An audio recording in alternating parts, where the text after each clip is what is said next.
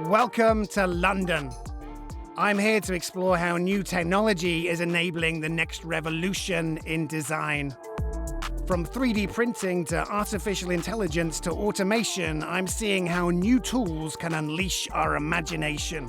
What if our partner in crime was an AI agent or AI tools, data sets? To rethink the products we make, how we make them, and what that means for our lives. These are 3D printed, made to measure, driven by data points on your face to make something more comfortable, so hopefully you keep them for longer. So again, this is design based on parameters that you set that gets generated by a computer. And has user input. I'm Tom Goodwin, a writer and speaker about technology and the changing world, and I'm here to meet pioneers challenging conventions and exploring the boundaries at the edge of design.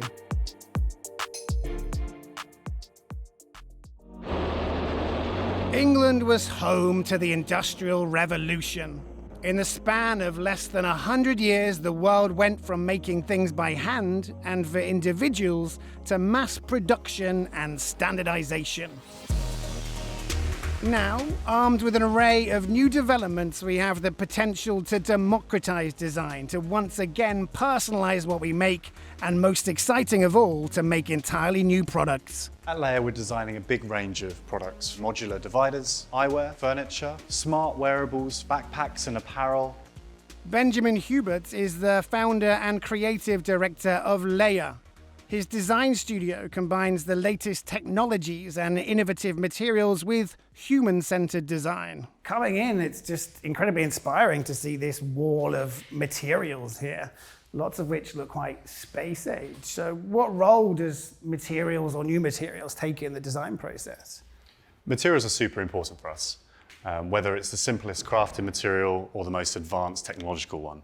For instance, something like this is made from a pressed hemp material, and hemp is like the poster boy for sustainability, but it has its qualities and it is really great from how much energy is used to produce it. But equally, we might look at something here that is 3D printed and 3D printed from plastic, but there's no waste when this is produced. So it's not being produced in China, then being shipped back across the world. This is a really interesting rubberized 3D print that's made just down the road. So that's another way to think about layering sustainability. It's not just the end product or the end commodity, it's really the journey to get there. 3D printing has long been touted as the future of both design and production. The idea that anyone can produce anything locally has potentially profound impacts on the global supply chain. We could, in theory, download designs and print our clothes or even our homes at home. But so far, widespread use of 3D printing has been hampered by limitations on what can actually be made and high costs. How do you use 3D printing in the design process? We 3D print scale and one-to-one models to look at the form and format of, for instance, a wheelchair. But also, we often use it in the manufacturing process. So the Go wheelchair is a wheelchair that uses a 3D printed seat, which is custom made for every single user. They get their body cast and scanned, and then that algorithm, driven by the data points on there, creates a bespoke seat, improving comfort and performance. And what does design become? Because in a way, there's maths involved with generating the final design based on these hexagons or pentagons. Absolutely. So it's algorithm-driven data points. So the data points from here, when it's 3D scanned, are fed into the piece of software. So this uses a Grasshopper-based piece of software that then generatively develops the right amount of hexagons in the right space on the right surface area to create the custom seat. Is it almost a metaphor for what the future of design could be, where some parts are systematized, some parts are personalized, some parts are parametric? I do think we're moving into an era where sort of democratizing the process through technology is becoming possible. So the agenda of one designer creating the singular expression of their point of view becomes a little bit less relevant, where we're pulling in what does everyone else think in a very kind of ethnographic, user-focused way, but also how can technology help us to design without having to predefine absolutely everything? To what extent do you think you have a kind of responsibility in a way to make technology which is additive rather than something that replaces humanity? It's a very good point.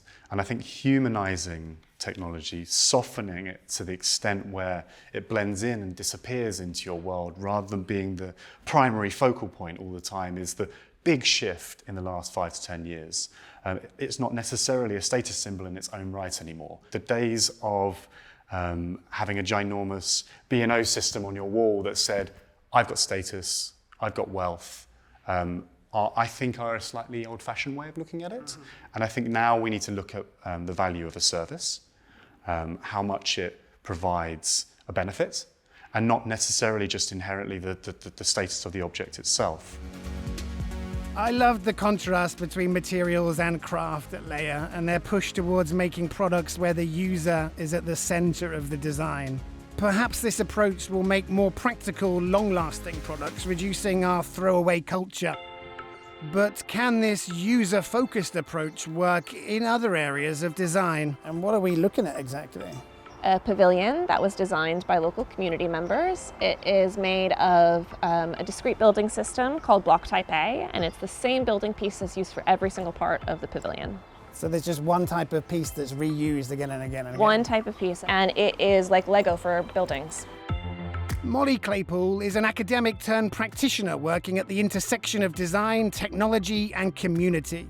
She is developing a modular building system and digital design tools which can be used by local communities to create the spaces and homes they need. The future of design always seems to be about 3D printing or prefabrication or new materials, but yet this looks so different. I think if you give people the opportunity to be creative, you'll be surprised with what is done with the tools that are available to them. And so giving people that opportunity to have some agency over what they make and what's being created for them and by them is really, really important. I think it enables people to explore parts of themselves that they didn't know that they could have access to, and begins to unlock a deeper set of knowledge around who they are and what community that they're in and how they might relate to it when they start to design objects that are really for them, by them. What do you think about the role between design and technology and creativity? Technologies that are changing design include things like AI, machine learning, things that aren't as tangible to people because they aren't objects, but they're actually processes and things that are based on data, which is oftentimes hidden behind the products that we're using or the products that we're interacting with. As we saw with many of the products at Leia, a key to modern design is the drive towards sustainability. The idea of a circular economy is a model which involves sharing, reusing, repairing, refurbishing, and recycling materials and products as long as possible. The system is designed to be circular. It's very easy to assemble together and connect together the blocks, and it's very easy to disassemble them. So the idea is that you can change whatever you've designed over time. And it's this core idea of like truly adaptive architecture and truly adaptive spaces.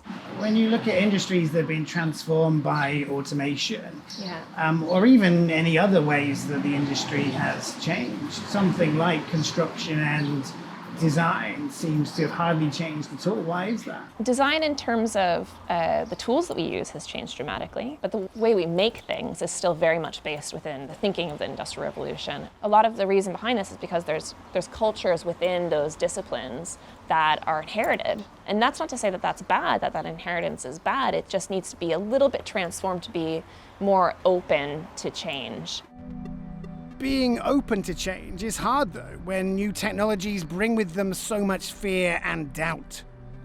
One of the technologies playing a huge role in design is artificial intelligence, but many people are still suspicious about its use and possibilities. I think design has always been an iterative process. The question is who we are collaborating with. Can we imagine collaborating with artificial intelligence? Anab is a designer, futurist, filmmaker, and educator. A rare combination of someone able to understand new technologies, but with the imagination to see how they can be used. So how do you think artificial intelligence will change design? I think what design can do is show how AI can actually become our collaborator, and how, as designers, we can use artificial intelligence and its capacity to pull out information from millions of data sets and team that with our own imagination and our intuitive capacities together to create new ideas and new possibilities, which we couldn't do otherwise. So I see a lot of really exciting potential there. So in your work, what kind of future behaviors are you starting to foresee? One key behavior we're starting to foresee is people's real desire to take part in the climate action. So are we designing systems that are regenerative in nature? Are we designing systems and products that are circular in nature so that you're not adding to the waste? We designed an entire apartment set in 2050 or so that has been altered because of climate crisis. In this apartment, we designed fully working food computers that were built entirely from discarded and waste materials to create a self-sufficient food system indoors that provides food for the inhabitants. Not all the food, but a percentage of the food, in an ambition to move towards self-reliance.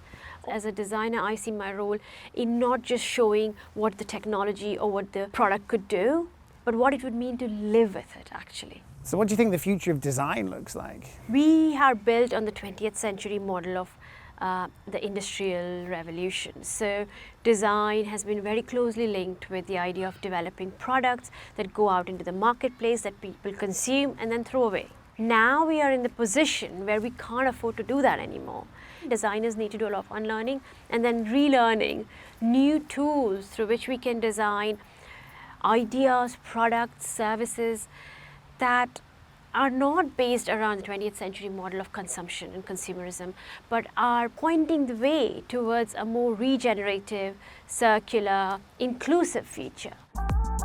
Technologies like AI and 3D printing are changing the core principles of both production and design. Here in the UK, I've met some of the people spearheading these changes.